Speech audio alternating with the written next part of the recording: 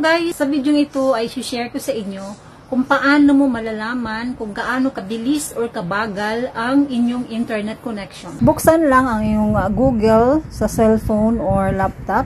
Pag cellphone ang gamit mo, itap mo lang ang icon ng Google. Dito sa may search engine, itype mo lang ang speed test Ookla. Itap mo lang ang speed test by Ookla. Dito sa may 3 dots, dapat naka-desktop site. Tap mo na ang go.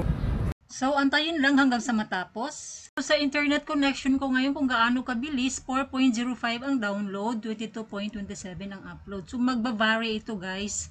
Depende kung sino-sino ang gumagamit. Yung ping ko ngayon ay 164. Pag ganito kataas ang ping guys, ay hindi pwede sa mga nag-online game kasi maglalag lang sila.